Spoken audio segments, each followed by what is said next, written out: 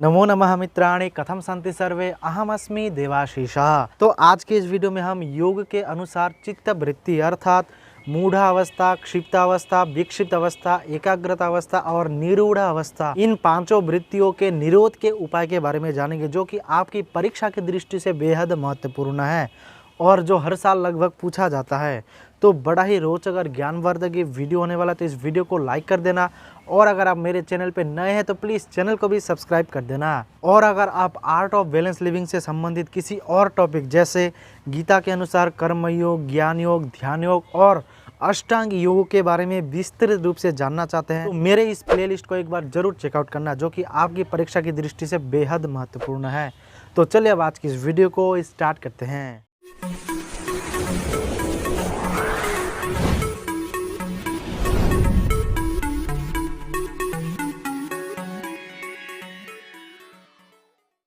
तो योग शब्द वस्तुतः संबंधवाचक शब्द है, अर्थात आत्मा का परमात्मा के साथ समन्वय स्थापित करने को जो द्योतित करता है वह योग है। आचार्य पाणिनि योग शब्द की उत्पत्ति युजिर योगे, युज समाधो और युज संयम ने इन तीन धातुओं से मानी है, जिसमें युजिर योगे धातु से बना योग शब्द, जिसका अर्थ है समरूप परमात्मा के साथ नित्य संबंध, समत्वम योग उच्यते, यही कथन गीता में कहा गया है। दूसरा है योज समाधो, धातु से योग शब्द निष्पन्न हुआ है, जिसका अर्थ है समाधि में स्थित चित्त की स्थिरता। महर्षि पतंजलि ने भी योग शब्द को समाधि अर्थ में प्रयोग किया है, योगश्चित्त वृत्ति निरोधा, तथा आचार्य व्यास ने भी योग शब्द का अर्थ समाधि अर्थ में प्रयोग किया है, योग समाधि। और तीसरा है यूज संयमन, धातु से बना योग शब्द, जिसका अर्थ है संयमन करना। तो महर्षि पतंजलि ने योग सूत्र में योग की परिभाषा देते हुए कहते हैं कि योगश्चित्त वृत्ति निरोधा, अर्थात चित्त की वृत्तियों को रोकना ही योग है। चित्त की वृत्तियां 5 प्रकार की होती है, अतः इन 5 चित्त वृत्तियों का स्वरूप निम्न है। तो पहला है मूढ़ावस्था। इस अवस्था में तम प्रधान होता है, रज तथा सत्व दबे हुए गौण रूप से रहते हैं। यह अवस्था काम, क्रोध, लोभ और मोह के कारण होती है। जब चित्त की ऐसी अवस्था होती है तब मनुष्य की प्रवृत्ति अज्ञान, अधर्म, राग और अनैश्वर्य में होती है। यह अवस्था नीच मनुष्य की होती है। दूसरी अवस्था है क्षिप्तावस्था। इसमें रजोगुण की प्रधानता होती है, तम और सत्वगुण दबे हुए गौण रूप से रहते हैं। इसका कारण राग, देश आदि होता है। इस अवस्था में धर्म, अधर्म, राग, विराग, ज्ञान, अज्ञान, ऐश्वर्य, अनैश्वर्य में प्रवृत्ति होती है, अर्थात तमोगुण जब सत्वगुण को दबा देता है तब अधर्म, अज्ञान आदि में, और जब सत्व तमो को दबा देता है तब धर्म, ज्ञान आदि में प्रवृत्ति होती है। यह अवस्था साधारण सांसारिक मनुष्यों की होती है। तीसरा है विक्षिप्त अवस्था। इस अवस्था में सत्वगुण प्रधान होता है, रज तथा तमगुण दबे हुए गौण रूप से रहते हैं। यह निष्काम कर्म करने तथा राग, द्वेष, काम, क्रोध, लोभ और मोह आदि के छोड़ने से उत्पन्न होते हैं। इस अवस्था में क्योंकि सत्वगुण की मात्रा बना रहता है, इस कारण मनुष्य की प्रवृत्ति धर्म, ज्ञान, वैराग्य और ऐश्वर्य में रहती है, परंतु रजोगुण चित्त को विक्षिप्त करता रहता है। यह अवस्था ऊंचे मनुष्यों तथा जिज्ञासुओं की रहती है। यह तीनों अवस्था चित्त की अपनी स्वाभाविक नहीं है और ना योग की है, क्योंकि बाहर के विषयों के गुणों से चित्त पर उनका प्रभाव पड़ता रहता है। इसके पश्चात चौथी अवस्था है एकाग्रता अवस्था। जब एक ही विषय में सदृश वृत्तियों का प्रवाह चित्त में निरंतर बहता रहे तब उसको एकाग्रता कहते हैं। यह चित्त की स्वाभाविक अवस्था है, अर्थात चित्त में जब बाह्य विषयों के रजो तथा तम का प्रभाव ना रहे तब वह निर्मल चमकते हुए स्फटिक के सदृश स्वच्छ होता है।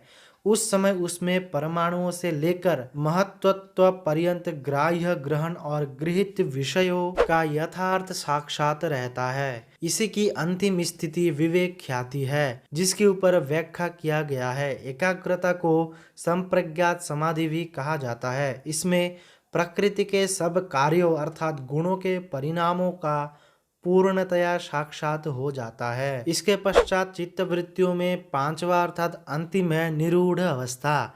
जब विवेक ख्याति द्वारा चित्त और पुरुष का भेद साक्षात्कार हो जाता है, तब उस ख्याति से भी वैराग्य अर्थात पर वैराग्य उदय होता है, क्योंकि विवेक ख्याति भी चित्त की ही एक वृत्ति है। इस वृत्ति के भी निरुद्ध होने पर सर्ववृत्तियों के निरोध होने से चित्त की निरोधावस्था होती है। इस निरोधावस्था में किसी प्रकार की भी वृत्ति न रहने के कारण कोई पदार्थ भी जानने में नहीं आता तथा अविद्या आदि पांचों क्लेश सहित कर्माशय रूप जन्मादियों के बीच नहीं रहते। इसलिए सबको असंप्रज्ञात तथा निर्वित समाधि भी कहते हैं। अतः चित्त की वृत्तियों की अवस्थाओं का वर्णन संक्षेप में इस प्रकार हम डायग्राम में देख सकते हैं। तो इन पांचों वृत्तियों की अवस्थाओं को हम इस डायग्राम के माध्यम से समझ सकते हैं, जिसमें पहला है मूढ़ावस्था। इसमें तमः गुण प्रधान रहता है और रज और सत्य गुण गौण रूप से रहते हैं। इसकी गुणवृत्ति है निद्रा, तंद्रा, मोह, भय और आलस्य। स्थिति कैसी होती है? ये नीच मनुष्यों की स्थिति होती है और इसका जो निमित्त धर्म है वह काम, क्रोध, लोभ, मोह और प्रवृत्ति, अज्ञान, अधर्म, राग और अनैश्वर्य। दूसरा है क्षिप्त अवस्था। इसमें रजोगुण प्रधान रूप से रहता है और तम और सत्व गुण गौण रूप से रहता है। इसकी गुणवृत्ति है दुख, चंचलता, चिंता और शोक और इसकी जो स्थिति है वह साधारण मनुष्य की स्थिति होती है। इसका निमित्त धर्म है राग और द्वेष और प्रवृत्ति अज्ञान, अधर्म, राग, अनैश्वर्य, ज्ञान और धर्म। तीसरी अवस्था है विक्षिप्त अवस्था। इसमें ये जो अवस्था है यह सत्य प्रधान व्यक्ति में रहता है तथा इसमें रज और तमगुण गौण रूप से रहता है। इसकी जो गुणवृत्ति है वह है सुख, प्रसन्नता, क्षमा, श्रद्धा, उत्साह, वीर्य और दान। इसकी जो स्थिति है यह ऊंचे मनुष्य जिज्ञासुओं की होती है। यह इसकी जो निमित्त धर्म है वह है अनासक्ति, निष्काम कर्मयोग और इसकी जो प्रवृत्ति है वह ज्ञान, धर्म, ऐश्वर्य और वैराग्य के प्रति इसकी प्रवृत्ति रहती है। इसके पश्चात चौथी अवस्था है एकाग्र अवस्था। यह सत्य प्रधान होता है और रजो और तम वृत्ति मात्र होता है। इसमें जो वृत्ति है वह है तटस्थता और इसकी जो स्थिति है वह योगी लोगों की होती है और इसका जो निमित्त धर्म है वह है अपर वैराग्य और इसकी जो प्रवृत्ति है वह है वस्तु का यथार्थ ज्ञान। और सबसे अंतिम में है निरोध अवस्था। इसमें गुणों का बाहर से परिणाम बंध, चित्त सत्व में निरोध परिणाम संस्कार शेष रहता है और इसकी जो वृत्ति होती है, गुणवृत्ति होती है वह है स्वरूप स्थिति और ये जो स्थिति है यह ऊंचे योगी लोगों का होता है और इसका जो निमित्त धर्म है वह है पर वैराग्य और इसकी जो प्रवृत्ति है वह दृष्टा की स्वरूप स्थिति। तो ये था पांचों अवस्थाओं का स्वरूप जो हम डायग्राम के माध्यम से समझ रहे थे।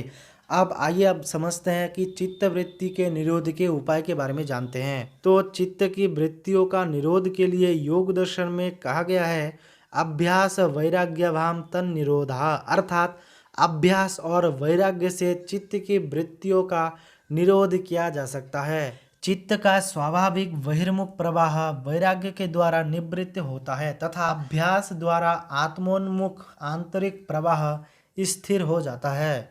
अभ्यास को परिभाषित करते हुए योग दर्शन में कहा गया है तत्र स्थितो यत्नोऽभ्यास, अर्थात उनमें से चित्त की वृत्तियों की स्थिति के विषय में यत्न करना अभ्यास कहलाता है। चित्त के वृत्ति रहित होकर शांत प्रवाह में बहने को स्थिति कहते हैं।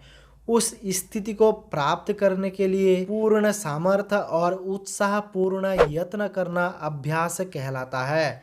यम नियम आदि योग के 8 अंगों का बार बार अनुष्ठान रूप प्रयत्न अभ्यास का स्वरूप है और चित्त की वृत्तियों का निरोध होना अभ्यास का प्रयोजन है। योग दर्शन के अनुसार वैराग्य 2 प्रकार का बताया गया है। एक है अपर वैराग्य और दूसरा है पर वैराग्य, जिसके विषय में कहा गया है दृष्टानुश्रविक विषय वितृष्णस्य वशीकार संज्ञा वैराग्यम, अर्थात देखे और सुने हुए जितने भी भोग्य विषय है उनमें वैराग्य हो जाना वशीकार संज्ञक वैराग्य है।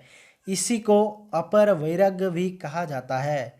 इसी प्रकार गीता में भी कहा गया है कि असंशयम महाबाहो मनो दुर्निग्रहम चलम अभ्यासेन तु कौन्तेय वैराग्येण च गृह्यते, अर्थात जब अर्जुन कहते हैं कि मन को नियंत्रित करना वायु को रोकने जैसा कहा गया है, इसके उत्तर में बताया गया है कि मन चंचल और कठिनता से वश में होने वाला है, परंतु अभ्यास और वैराग्य द्वारा मन को वशीभूत किया जा सकता है तथा मन के वश में करने पर योग की दुष्प्राप्यता का और वश में होने पर प्राप्त होने के कथन के विषय में कहा गया है असंयतात्मना योगो दुष्प्राप्य इति मे मति वश्यात्मना तु यतता शक्यो वाप्तुम उपायतः, अर्थात जिसका मन वश में किए हुआ है ऐसे पुरुष द्वारा किया गया योग दुष्प्राप्य है और वश में किए हुए मन वाले का प्रयत्नशील पुरुष द्वारा साधन से उसको प्राप्त होना सहज है। अतः निष्कर्ष के रूप में यह कहा जा सकता है कि उपरोक्त विवेचनों से ज्ञात होता है कि जिन चित्त की वृत्तियों को निरोध करने के लिए कहा गया है वह उपरोक्त प्रकार से ही निरोध किया जा सकता है। अभ्यास और वैराग्य के द्वारा चित्त की वृत्तियों के निरोध से योगी की योग सिद्ध होता है। तो ये थी हमारी आज की वीडियो। अगर आपको वीडियो थोड़ी सी भी हेल्पफुल लगी तो प्लीज़ वीडियो को लाइक कर देना और अगर आप मेरे चैनल पे नए तो प्लीज़ चैनल को भी सब्सक्राइब कर देना। तो आज की इस वीडियो में इतना ही, मिलते किसी नए वीडियो में, तब तक के लिए जय हिंद, वंदे मातरम।